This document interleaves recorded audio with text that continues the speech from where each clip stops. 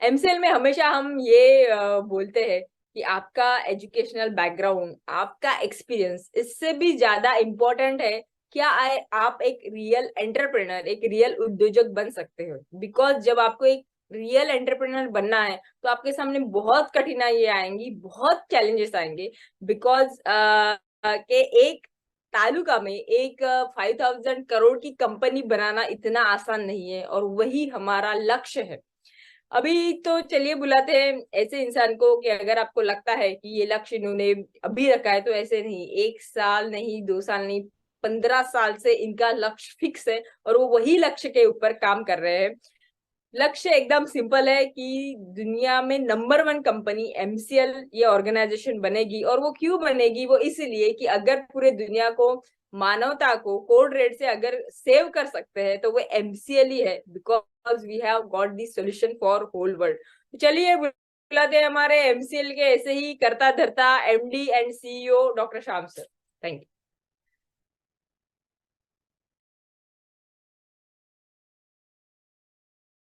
Thank you madam. दोस्तों नमस्कार। मैं डॉक्टर श्याम गुलो फिर से एक बार आपका इस ट्रेनिंग सेशन में स्वागत करता हूं। मैं आशा करता हूं कि आप सभी लोग स्वस्थ हैं और आप अपने साथ अपने परिवार का, यानी घर का परिवार और एमसीएल परिवार दोनों का ख्याल रखें। मैं ये भी उम्मीद करता हूं कि आप सभी लोग 1 घंटा बहुत अच्छी एक्सरसाइज कर रहे हो, अपने हार्ट अपने लंग को मजबूत कर रहे हो और अपनी इम्यूनिटी को बढ़ा रहे हो। तो चलिए शुरुआत करते हैं आज के इस सेशन के साथ। दोस्तों, जब कोई भी काम करना हो तो बहुत क्लैरिटी होनी चाहिए कि ये काम हम क्यों कर रहे हैं, ये काम हमें कौन सी दिशा में लेके जा रहा है, किस दिशा में हम जा रहे हैं, वो अंत में ये काम करने के बाद वो कौन सा लक्ष्य है जो हम हासिल करेंगे। अभी ये समझना बहुत ही आसान है। स्कूल में जैसे बच्चे स्कूल में 10वीं तक जो पढ़ते हैं, तो उनके मन में, उनके माँ बाप के मन में ये बहुत सिंपल क्लैरिटी होती है कि हमें स्कूल में क्यों जाना चाहिए। अभी स्कूल में 10वीं तक इसलिए पढ़ना चाहिए कि इससे ना कि बच्चा, हमारे स्टूडेंट सिर्फ वो पढ़ लिख सकते हैं, लेकिन उनको अलग अलग विषय उनको पढ़ाए जाते हैं, सिखाए जाते हैं। तो उनको समझता है कि उनकी रुचि किसमें है, उनका इंटरेस्ट किसमें है, और ऐसी चीज के साथ फिर वो अपना करियर बिल्ड कर सकते हैं। लेकिन इतना ही नहीं, इस स्कूल में बच्चों को तरह तरह के खेल सिखाए जाते हैं। तो हो सकता है किसी खेल में उनका कुछ विशेष नैपुण्य हो, एक्सपर्टीज हो, और उसको वो अपना करियर बना सकते हैं, कंट्रीब्यूट कर सकते हैं देश के लिए। तो 10वीं तक बच्चों को ये तो समझ में आता है कि मुझे करना क्या है। मुझे डॉक्टर बनना है, मुझे इंजीनियर बनना है, या मुझे वकील बनना है, एडमिनिस्ट्रेशन में जाना है।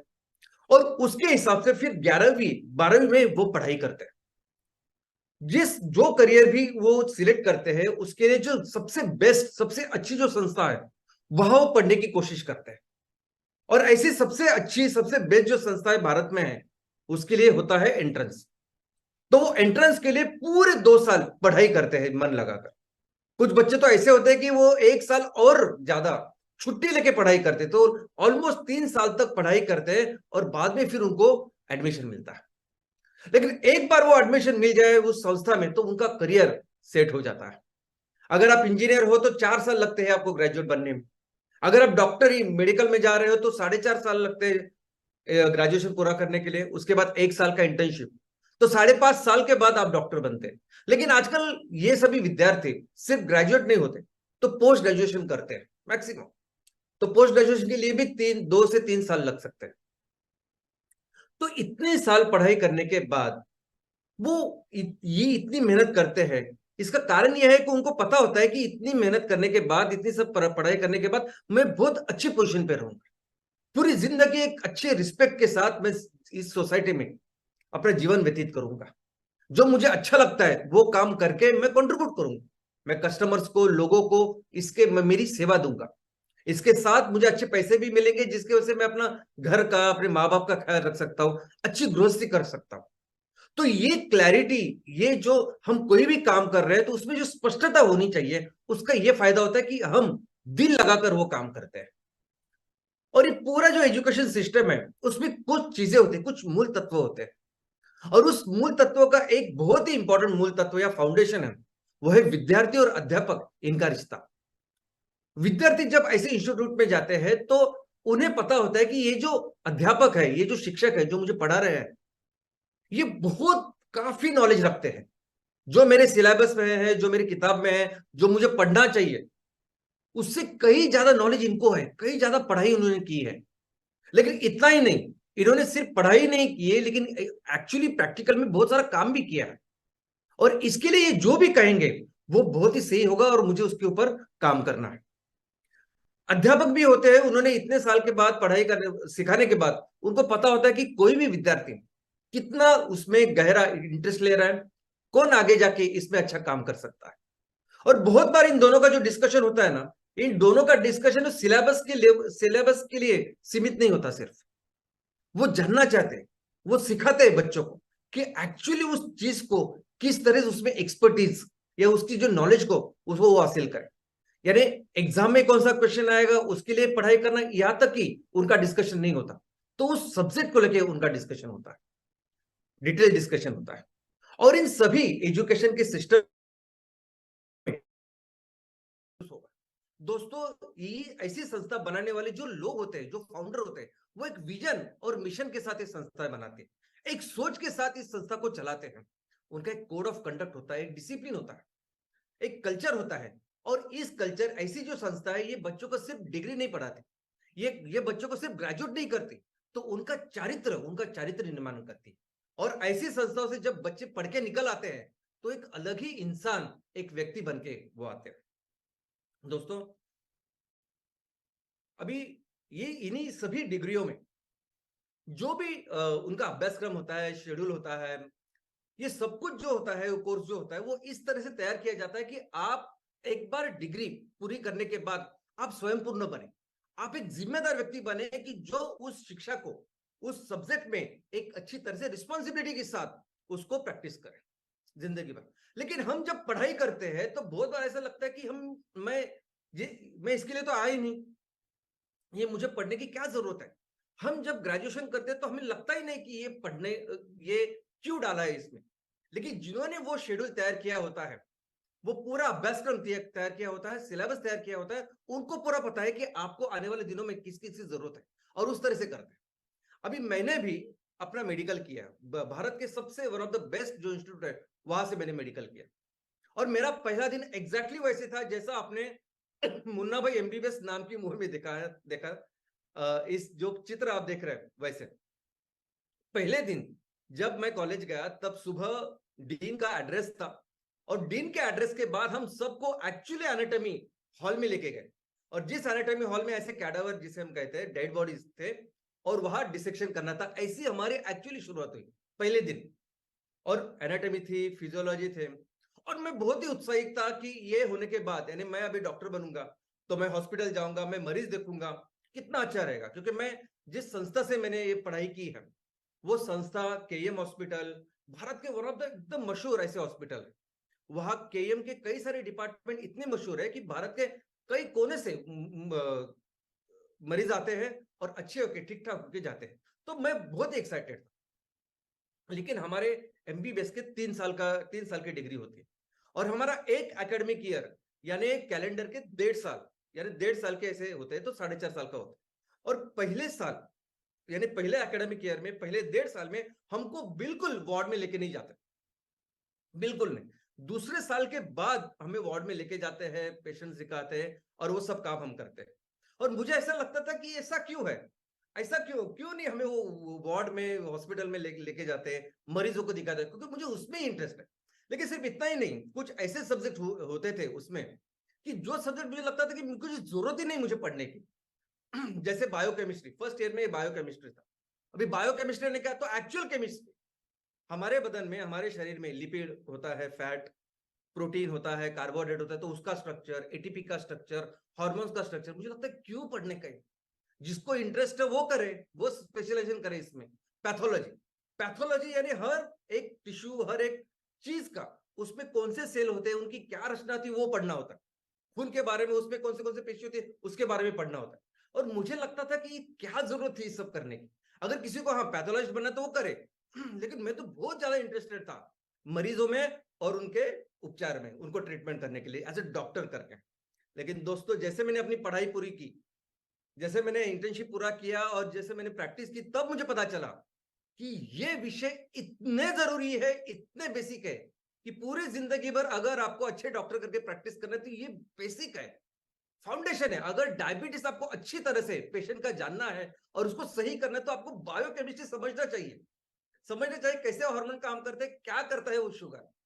अगर आज की जो इन्फेक्शन है, यानी डेंगू मलेरिया से लेके ये कोरोना एड्स तक, ये सभी जो पैथोजेंस है, वायरस हो सकता है और कोई हो सकता है, कि वो कैसे काम करते हैं, कौन से आपके टिश्यू में जाते हैं, ब्लड में क्या करते हैं, ये समझना बहुत इंपॉर्टेंट होता है।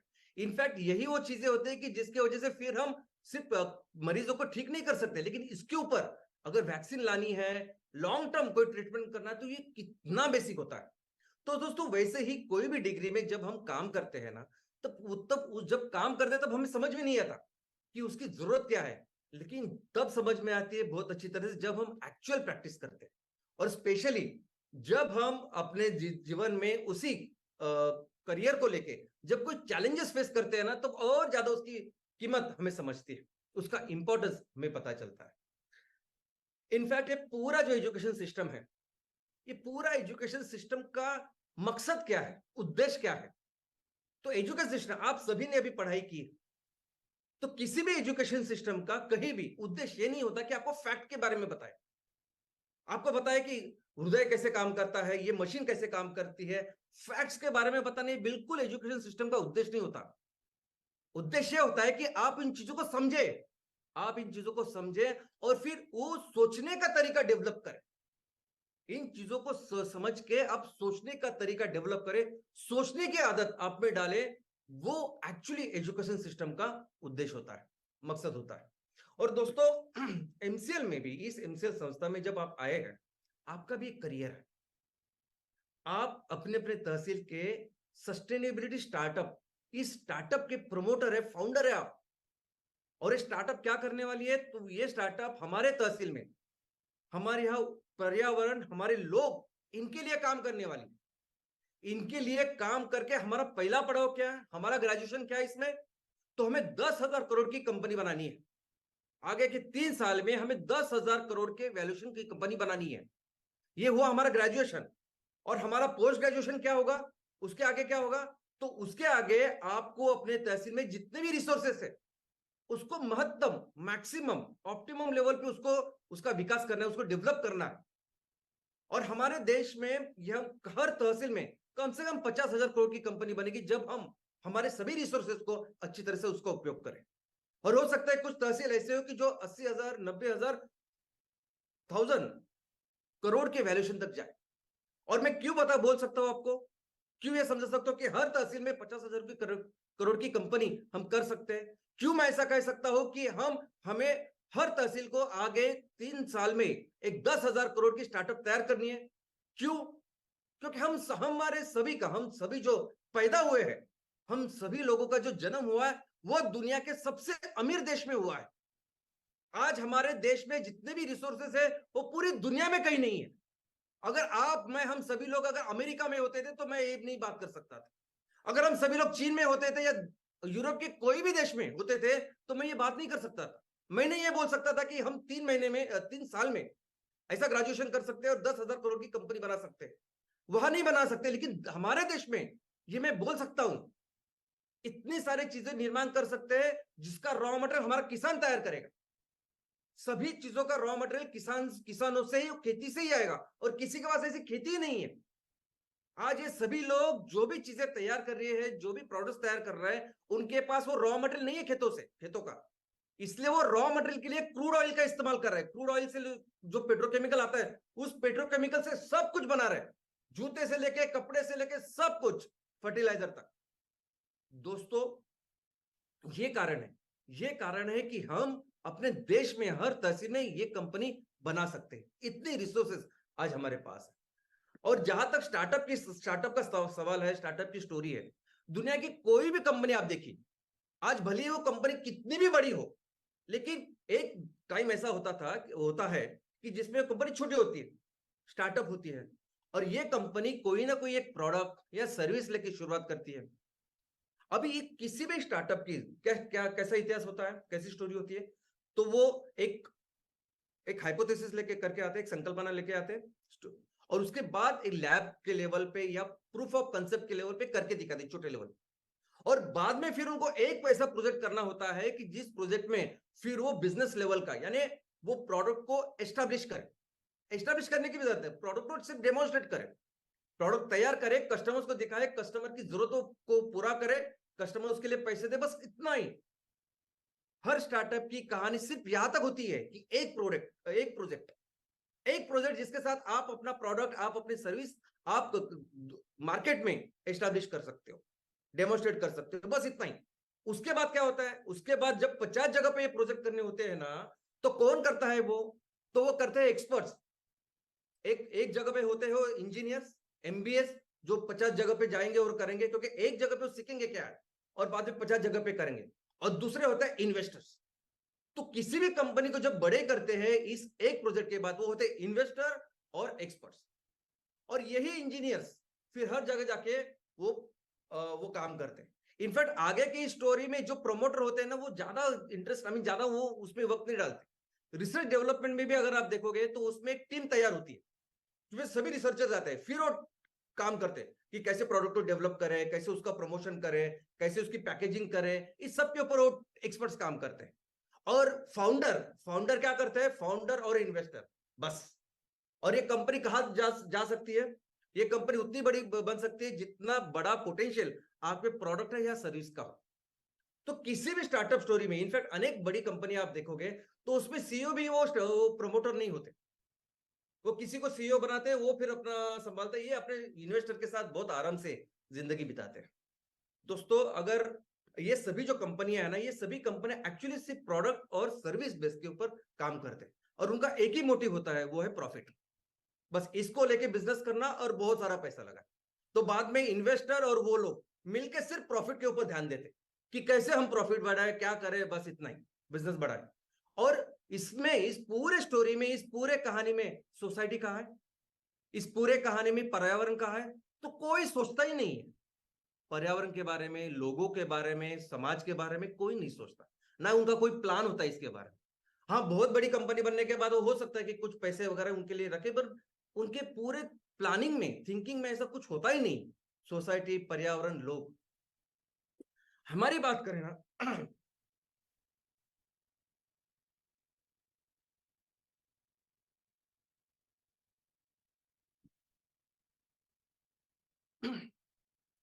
एमसीएल ने ऑलरेडी इस स्टेज को कब का पार कर चुके हैं।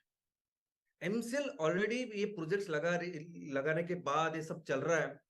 अभी हमने एक ऐसा प्रोडक्ट मार्केट में लॉन्च किया है जिस प्रोडक्ट की पूरी दुनिया में जरूरत है। ये डिसरप्शन है। ये एमसीएल कुकिंग सिस्टम जो है, वो पूरी दुनिया को, हर देश में से जरूरत है एलपीजी, नेचुरल गैस को रिप्लेस करने के लिए। और ये ऐसा प्रोडक्ट नहीं है कि अभी चलेगा और फिर 10 15 20 साल के बाद शायद कुछ आएगा। ये हमेशा के लिए चलता रहेगा। ये दुनिया बचाने वाला कार्बन न्यूट्रल नहीं, कार्बन निगेटिव ऐसा फ्यूल है। तो हमने वो पड़ाव कब का पार कर चुके हैं, और उस पर नेक्स्ट है एमकोल। दोस्तों, एमकोल तो ऐसी चीज है ना कि एमकोल के कंपैरिजन में दूसरा कोई प्रोडक्ट मुझे समझता ही नहीं। किसी भी प्रोडक्ट के साथ आप इसकी तुलना ही नहीं कर सकते। मैं ऐसा भी नहीं बोल सकता हूं कि ये एमकोल सोने जैसा है।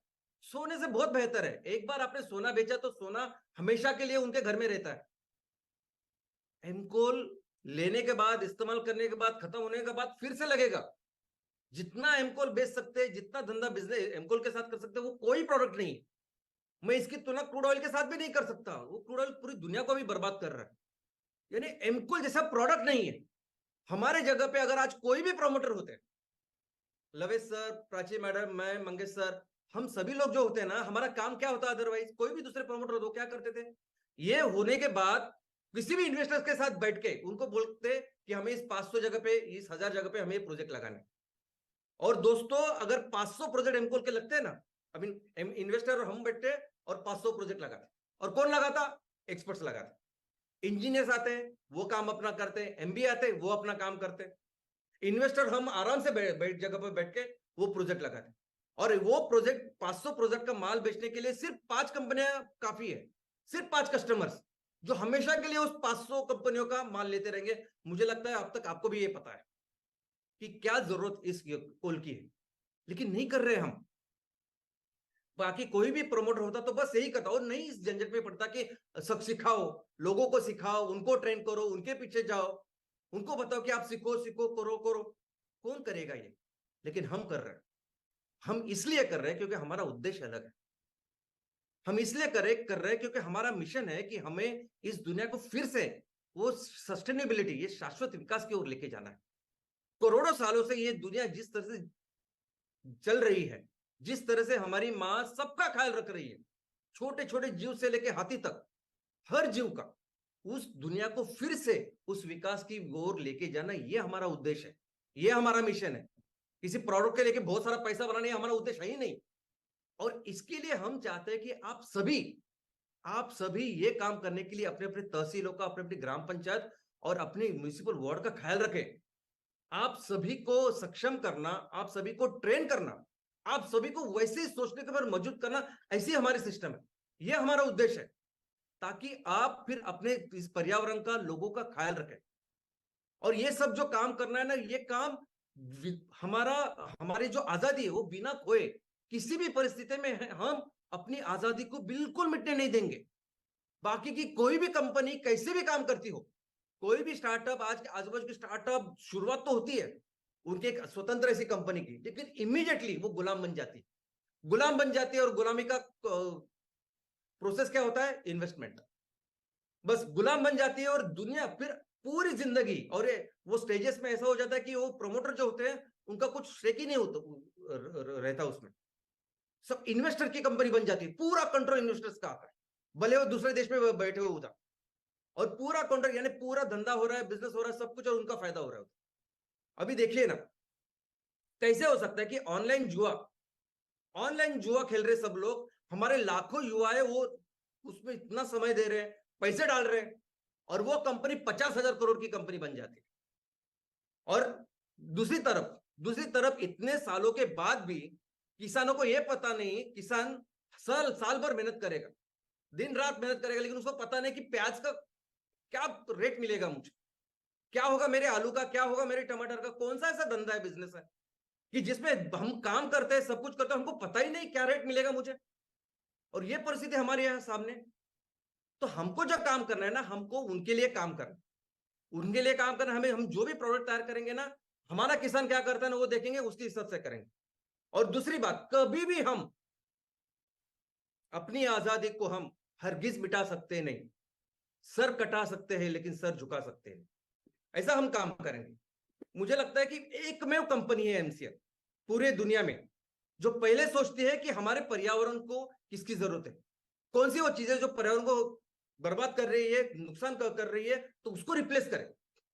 हमारे तहसील में जो किसान जो प्रोडक्शन कर रहा है, जो खेती कर रहा है, क्या निकल रहा है, उससे क्या प्रोडक्ट्स तैयार कर सकते हैं, तो चलो वो प्रोडक्ट तैयार करते हैं और उसको बेचते हैं। हमारे तहसील में, हमारे गांव में लोग क्या तैयार कर सकते हैं, चलो उस प्रोडक्ट तो तैयार करते हैं और उसको बेचते हैं। यानी पहले पर्यावरण, लोग, और उसके बाद में हम सोचते हैं कि प्रोडक्ट क्या है, उसके बाद में हम सोचते हैं कि बाबा प्रोडक्ट क्या करना है और बिजनेस के बारे में करना है। और इसलिए आपको भी अपना लक्ष्य एकदम क्लियर होना चाहिए। और हमारा एक ही लक्ष्य है कि हमें आगे के 3 साल में एक 10,000 करोड़ की कंपनी बनानी। कैसे बनानी है? तो हमारे किसान जो भी प्रोड्यूस तैयार कर रहे हैं हमारे तहसीलों में, उसके ऊपर काम करके जो भी उत्पादन तैयार हो गए उसको बेच के, हमारे लोग जो काम कर सकते हैं, जिसके वजह से उनको 100% एम्प्लॉयमेंट जनरेट हो सकती है, एक अच्छा इनकम आ सकता है, वो चीजें तैयार करेंगे और बेचेंगे।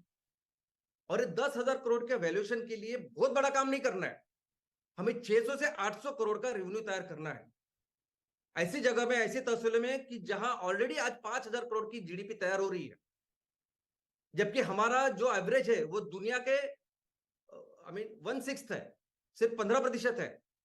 दुनिया का एवरेज 6 गुना है हमसे। यानी जितने लोग तहसील में रहते हैं तो 30,000 करोड़ की जीडीपी होनी चाहिए, आज हो रही है 5,000 करोड़ की, और हमें करनी है 600 से 800 करोड़ का टर्नओवर। तो ये बिल्कुल कर सकते हैं, और यही हमारा एकदम क्लियर ऐसा लक्ष्य है। और इसलिए आप इस संस्था में जो आए ना, तो आपका एक ग्रेजुएशन है, और ये वो ग्रेजुएशन है कि आपको 3 साल में दुनिया की ऐसी डिग्री हासिल करनी है कि कहीं भी जाओ आप, दुनिया में कहीं भी जाओ, आपको रिस्पेक्ट मिलेगा, आपको सम्मान मिलेगा जब आप ये डिग्री लेके जाएंगे। आपके कोई भी सपने हो, आपके वैयक्तिक निजी सपने हो, फैमिली के लिए हो, अपने रिश्तेदारों के लिए, समाज के लिए, सभी सपने पूरे करेंगे, ऐसी वो डिग्री है। और वो डिग्री है 10,000 करोड़ की कंपनी बनाना। दोस्तों, हमारे देश में अगर आप आईएएस हो, आईपीएस हो, मंत्री हो लगे तो, लेकिन अगर बाहर के देश में जाओगे ना तो शायद ज्यादा कोई पूछेगा नहीं आपको। लेकिन दुनिया के किसी भी कोने में जाइए आप और बोलिए कि आप बिलियन डॉलर कंपनी के प्रमोटर हो, तो सभी लोग आपकी इज्जत करेंगे, आपको रिस्पेक्ट देंगे। तो आपको बस यही डिग्री हासिल करनी है आगे के 3 साल में। और इसीलिए वो शेड्यूल तैयार किया है, इसीलिए वो पढ़ाई का शेड्यूल तैयार किया है, जिसमें कई बार आपको लगेगा कि ये मैं क्यों पढ़ रहा हूं, मैं तो इसके लिए आया नहीं, मैं तो आया सिर्फ इस प्रोजेक्ट के लिए, मैं सीएनजी के लिए आया, मैं सिर्फ इसके लिए आया हूं। लेकिन वो नहीं है। आपको जब इसमें 10,000 करोड़ की कंपनी और उसके भी आगे जब जाना है, तो इन सभी विषयों की पढ़ाई करनी पड़ेगी। और हमारा हर शेड्यूल, हर काम जो है ना, वो इसी के लिए तैयार किया है, इसी के लिए तैयार किया है कि आप आने वाले दिनों में वो बन जाओ जिसकी हैसियत, जिसका पोटेंशियल हम रखते हैं, हमारे तहसील में है। और इसीलिए कई सारी चीज आपको करने होंगे, और ये कंपलसरी है। आगे के 3 साल में अगर एक ग्रेजुएशन की डिग्री हासिल करनी है, तो कंपलसरी है लोगों से मिलना, लोगों के लिए काम करना। और इसीलिए क्या करना होगा, तो इसीलिए कोई भी ऐसी चीज नहीं करनी होगी कि जो कभी सुनी नहीं, देखी नहीं, क्या एकदम ऐसा कुछ ऐसा काम नहीं करना, कुछ आउट ऑफ द वर्ल्ड कुछ सोचना भी नहीं और काम भी नहीं करना। हमें बस वही काम करना है जो हमने पढ़ा है, सीखा है। हम अपने स्कूल में हमारे जो अध्यापक है, हमारे गुरुजी है, जिन्होंने जो हमको सिखाया, बस वही काम करना है।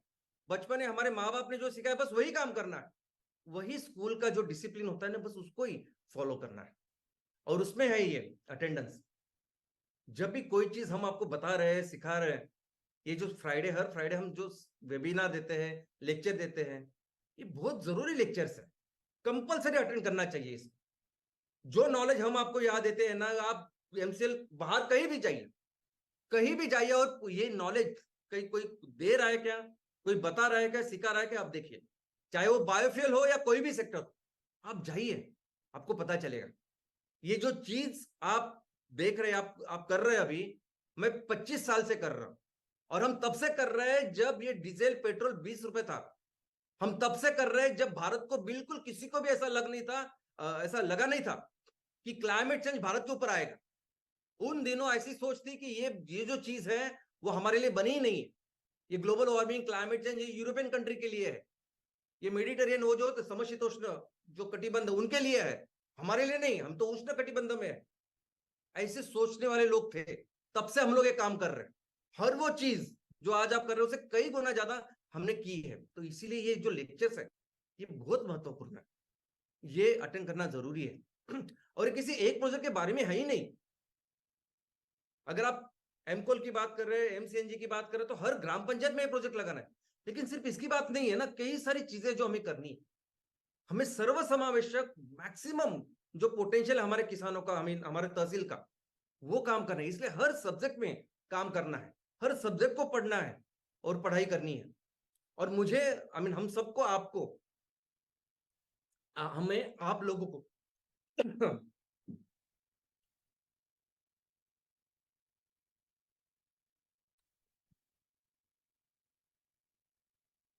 इस सस्टेनेबिलिटी में एक्सपर्ट बनाना है, डॉक्टरेट बनाना है, पोस्ट ग्रेजुएट डॉक्टरेट बनाना है, ताकि फिर आप अपने गांव का, तहसील का, शहरों का ख्याल रखें। कोई भी ऐसा सीवेज वाटर, जो खराब टॉयलेट का वाटर है ना, वो नहीं जाना चाहिए नदी में। कोई भी ऐसा कचरा है ना, वो उसके नहीं पहाड़ बनने चाहिए।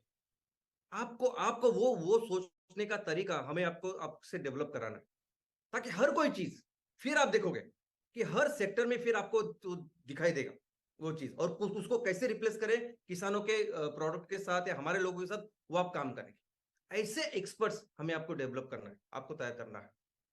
और ये करने के लिए आपको कंपलसरी स्कूल के बच्चों के जैसे वो सीखना पड़ेगा, वो समझना पड़ेगा और काम करना पड़ेगा, जैसे हम स्कूल में करते आ रहे हैं और ये इंस्टीट्यूट्स में होता है।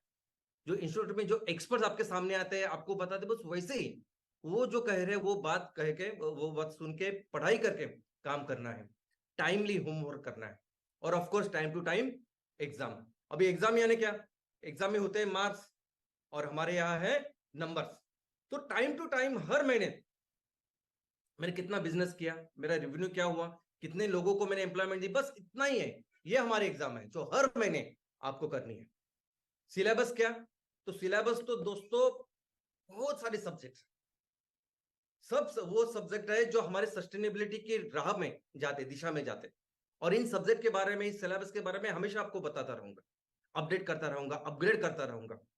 लेकिन बात करते हैं पासिंग मार्क की। ये 3 साल में क्या हमारे पासिंग के टारगेट है? तो पहला साल का जो हमारा टारगेट है पासिंग, वो है 25 से 50 करोड़ का टर्नओवर। आप करिए, आप एमसीएस से करिए, कुकिंग सिस्टम से करिए, सस्टेनेबिलिटी प्रोडक्ट के साथ करिए। दूसरा अपना साल है, वो है 200 से 250 करोड़ का टर्नओवर। इसमें एम सीएनजी से लेके बाकी बहुत सारी चीज इसमें आ सकती है। और तीसरा है 600 से लेके 800 करोड़ का टर्नओवर। जैसा मैंने बताया ना दोस्तों कि ये एक्चुअली बहुत ही डोएबल, फिजिबल ऐसा काम है।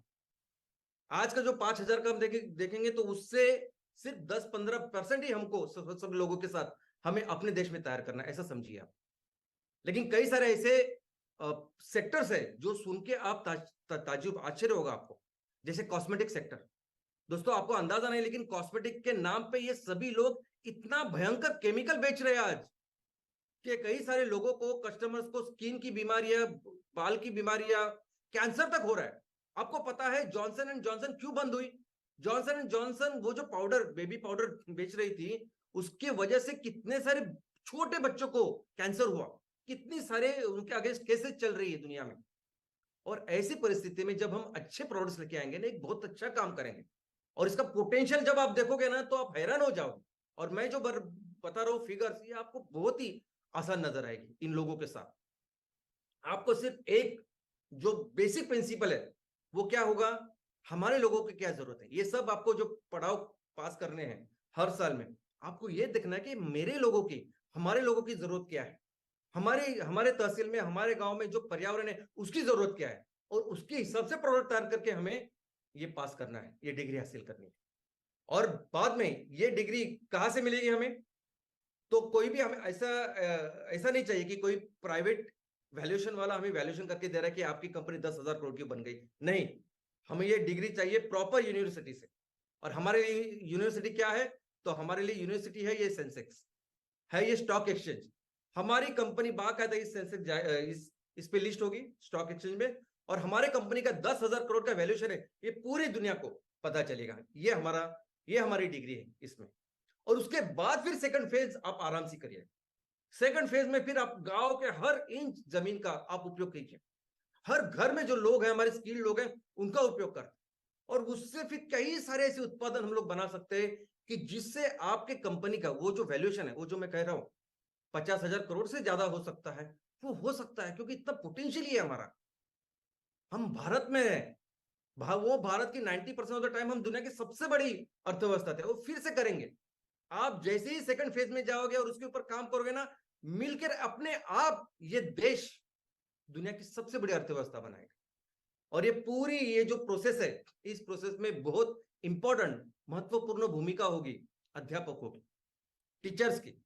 और इसमें टीचर्स है ना, टीचर्स का रोल मेरा है, हमारे सभी सीनियर नेशनल जो प्राइम कंसल्टेंट है उनका है। ये सभी यही काम करेंगे आपके लिए।